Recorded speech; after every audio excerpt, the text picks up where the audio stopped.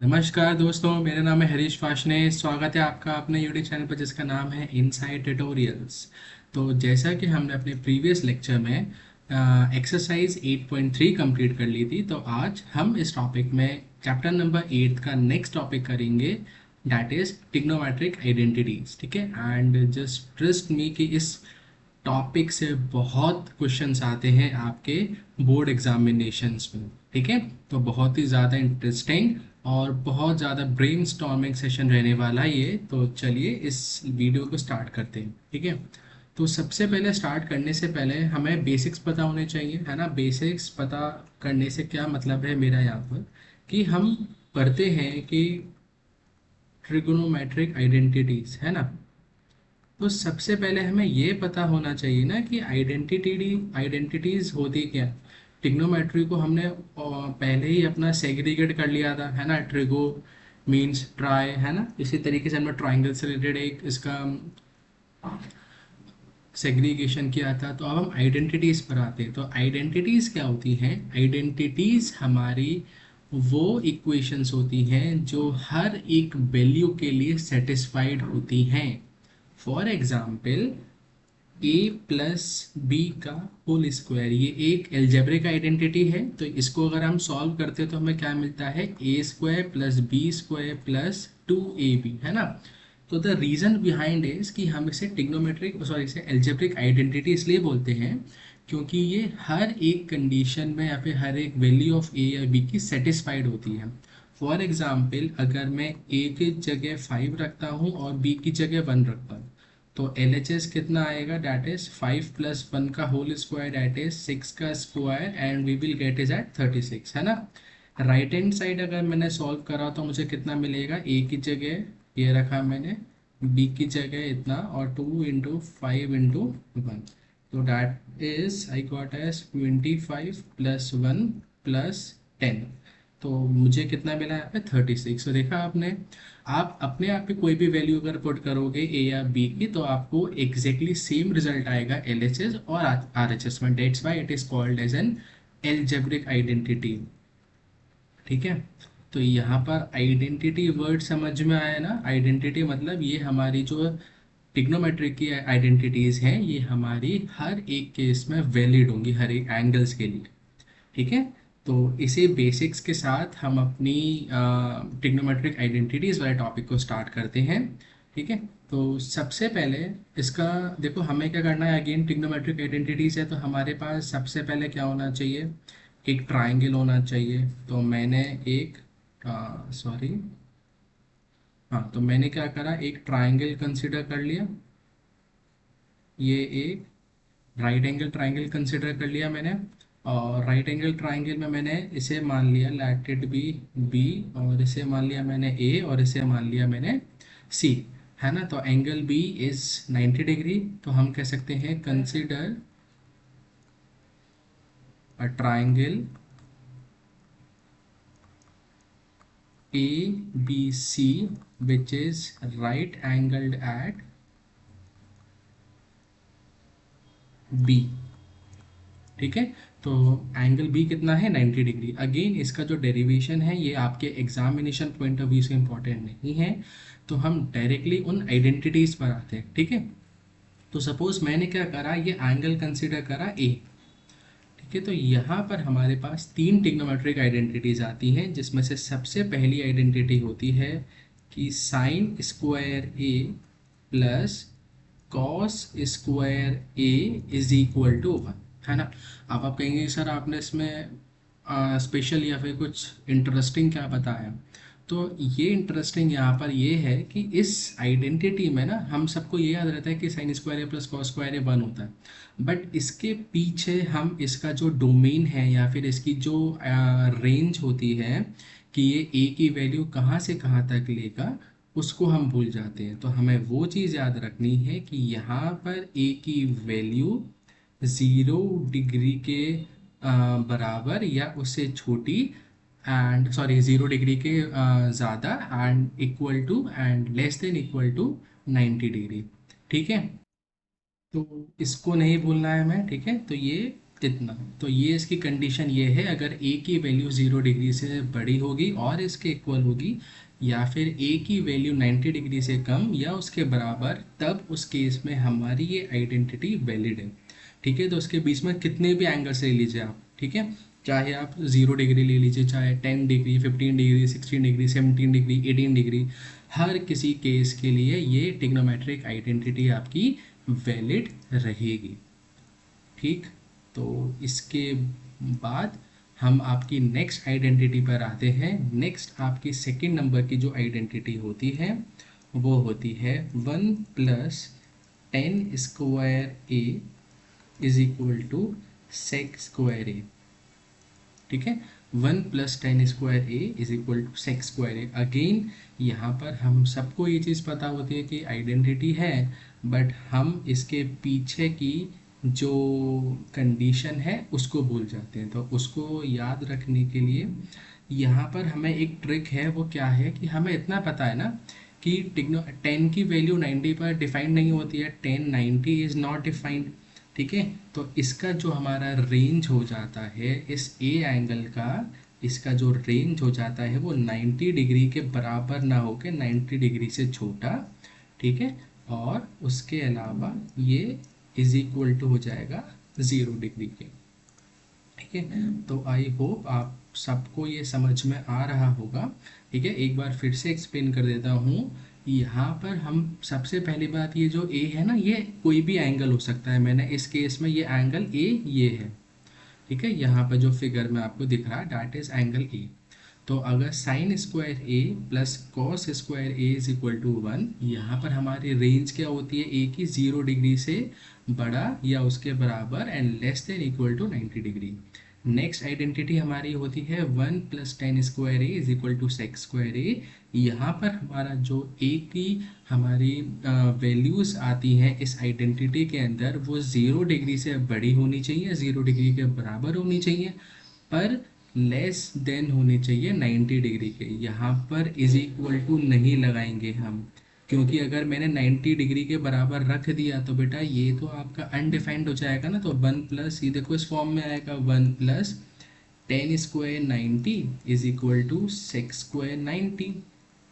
ठीक है, तो 1090 की वैल्यू अगर आप पुट करोगे तो कितना आएगा, 1090 इज नॉट डिफाइंड। तो यहाँ पर ये जो वैल्यू है ये डिफाइंड ही नहीं होगी आपकी। ठीक है, इसी तरीके इसी तरीके से मैं अगर सेक 90 की बात करता हूँ तो सेक 90 भी नॉट डिफाइंड होता है हमारा। इसी की वजह से हम यहाँ पर 90 डिग्री के बराबर नहीं रखते हैं। ठीक है, तो आपको हमेशा याद रखना है कि यहाँ पर हमारी जो ए की वैल्यूज आएंगी वो 0 डिग्री से ग्रेटर देन होनी चाहिए, उसके बराबर, बट हमेशा छोटी होगी 90 डिग्री से। ठीक है, तो अब हमारी लास्ट ट्रिग्नोमेट्रिक आइडेंटिटी आती है, that is 1 + cot square A is equal to cosec square A. Again A is any angle in theta, है ना, तो 1 + cot square A is equal to cosec square A. ठीक है, तो यहाँ पर अगेन हमें इस आइडेंटिटी को पूरा करने के लिए हमें पता होनी चाहिए कि इसकी जो ए की वैल्यूज़ है वो कहाँ से कहाँ तक हो सकती हैं। तो ए की वैल्यूज़ के लिए हम यहाँ पर लिखते हैं,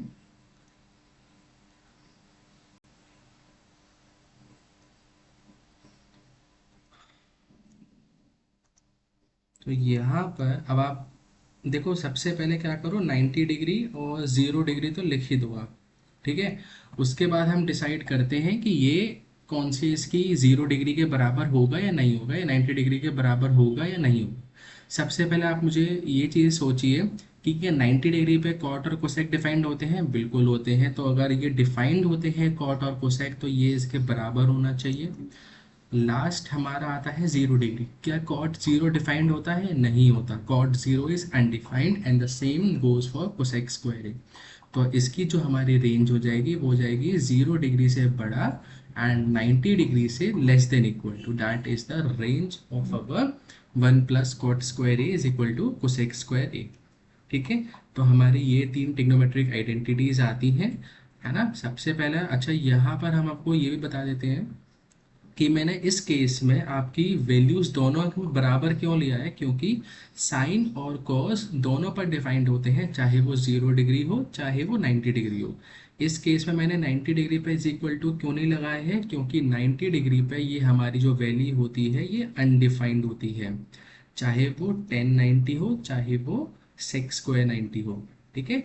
and the same goes for 1 + cot² is equal to cosec square A. यहाँ पर 0 डिग्री पर मैंने इज इक्वल टू नहीं लगाया है, क्योंकि कोसेक 0 या फिर अगर हम कॉट 0 की बात करते हैं, दे बोथ आर अनडिफाइंड। ठीक है, इसीलिए हमने यहाँ पर 0 डिग्री नहीं लगाया है। तो आई होप आप सबको ये जो कंसेप्ट है समझ में आया होगा। इस कंसेप्ट को समझने बाद हम आगे बढ़ते हैं, कुछ क्वेश्चंस करते हैं जिससे हमें क्लैरिटी हो जाएगी एक कंसेप्ट की।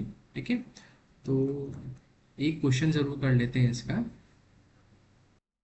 क्वेश्चन हमारा आपकी स्क्रीन पर है। क्वेश्चन है express the ratios cos A tan A sec A in terms of sine A. ठीक है, तो यहाँ पर हमें इस क्वेश्चन में करना है क्या है कि जो आपके ट्रिग्नोमेट्रिक रेशियोज हैं cos A tan A sec ए, इनको हमें साइन की फॉर्म में लिखना है। ठीक है, तो अब सबसे पहले हम स्टार्ट करते हैं इसका फर्स्ट पार्ट। हमें कॉस ए को साइन ए के रिस्पेक्ट में लिखना है।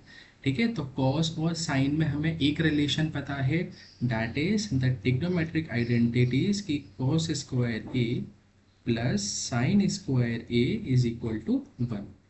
ठीक है, तो यहाँ से हम जो कोसेक स्क्वायर ए है इसको लिख सकते हैं 1 - sin² ए, या फिर मैं कॉस ए को लिख सकता हूँ √1 - sin² ए, एंड यहाँ पर आ जाएगा आपका प्लस माइनस, क्योंकि स्क्वायर रूट ले रहा हूँ तो हमारी कॉस ए की वैल्यू ये आ जाएगी।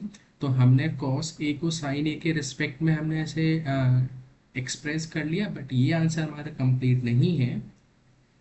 तो फाइनली हमारा जो आंसर आएगा that will be cos A is 1 - sin² A, and that is our answer, है ना। अब आप ये सोच रहे होंगे कि नेगेटिव साइन कहाँ गया, जब cos a is equal two plus minus था तो यहाँ पर तो दो वैल्यूज होनी चाहिए थी, एक वैल्यू तो ये होती, है ना, and second value should be √1 - sin² ए। तो हमने यहाँ पर इस वैल्यू को नेग्लेक्ट क्यों करा है, उसके पीछे रीज़न ये है कि देखिए होता क्या है कि हम यहाँ पर वैल्यू किसकी निकाल लें, कॉस ए की निकाल लेना। एंड ये जो हमारी टिग्नोमेट्रिक आइडेंटिटी है, जो हम यहाँ पे टिग्नोमेट्रिक आइडेंटिटी लिखे हैं, इसकी मैंने अभी अभी रेंज हमने क्या बताया था कि ए की वैल्यू 90 डिग्री के बराबर होनी चाहिए या उससे छोटी होनी चाहिए, या 0 डिग्री के ज़्यादा होनी चाहिए या उसके बराबर होनी चाहिए। एंड हम टिग्नोमेट्रिक टेबल को अगर हम रिकॉल करें तो हमारी जो वैल्यूज़ होती हैं साइन और कॉस की, वो पॉजिटिव होती है 0 डिग्री से 90 डिग्री के बीच में। इसीलिए हमने यहाँ पर नेगेटिव साइन को निगलेक्ट कर दिया है। तो हमारा आंसर आया है cos A is equal to √1 - sin² A. And just believe में बेटा, ये कंसेप्ट आपको कोई नहीं बताएगा। ठीक है, तो इसको ध्यान से इस कंसेप्ट को समझ लेना। ये मैथमेटिक्स है, हर एक आपका इक्वेशन के पीछे कहीं ना कहीं कोई रीज़न होता है, तो उस रीज़न को फाइंड आउट करना है जिससे हमारा कंसेप्ट और अच्छे से क्लियर हो। ठीक है, तो ये हमारी आंसर नंबर 1 आ गया, हमने कॉस को रिप्रेजेंट कर दिया साइन के रेस्पेक्ट में। ठीक है, अब हम सेकेंड पार्ट पर आते हैं। सेकेंड पार्ट में हमसे क्या कहा गया है कि आप क्या करिए, किसको हमें करना है, सेकेंड में था 10a को। चलिए ये भी आसान है। तो 10a देखिए क्या होता है, 10a is sine A upon cos ए।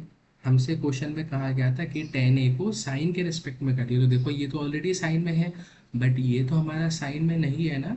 और हमने अभी अभी देखा है कि कॉस ए को हम √1 - sin² लिख सकते हैं। तो क्या हम इसे ऐसे लिख सकते हैं, साइन ए अपॉन 1 - sin² ए। ठीक है, तो that gives you the answer for the second part. ठीक है, थर्ड पार्ट पर आते हैं। थर्ड पार्ट हमसे क्या कहा गया है, हमसे कहा है उन्होंने कि हमें सेक ए को रिप्रेजेंट करना है। ठीक है, तो सेक ए को हम क्या लिख सकते हैं, 1/cos ए, और कॉस को हम साइन के रिस्पेक्ट में कैसे कर सकते हैं, Again from equation 1 we can write it down as under root of 1 minus sine square a, and that gives you the answer for the third one. ठीक है, तो इस क्वेश्चन में समझ में आए, इसके पीछे कंसेप्ट समझ में आया ना कि हम प्लस माइनस की जगह यहाँ पे हमने माइनस क्यों निगलेक्ट कर दिया है और हमने पॉजिटिव साइन क्यों लिया है। तो उसके पीछे के रीज़न के बाद हमने टेन ए और सेक ए को भी एक्सप्रेस करा है साइन के रिस्पेक्ट में। ठीक है, तो आई होप आप सबको ये वीडियो अच्छी लगी होगी, एंड इसके नेक्स्ट वीडियो में हम एक्सरसाइज जो आपकी 8.4 है ट्रिग्नोमेट्री की, उसको हम सॉल्व करेंगे एंड बहुत अच्छे क्वेश्चन सॉल्व करेंगे। एंड बिलीव मी कि हम हमारा इसके बाद 2 सेशंस और लेंगे ट्रिग्नोमेट्री में, उन सेशंस में से आई कैन गारंटी कि आपका 2 क्वेश्चन फंसेंगे ही फंसेंगे आपके बोर्ड एग्जामिनेशन में। तो stay tune for more updates and thank you all for watching my lecture. Have a good day.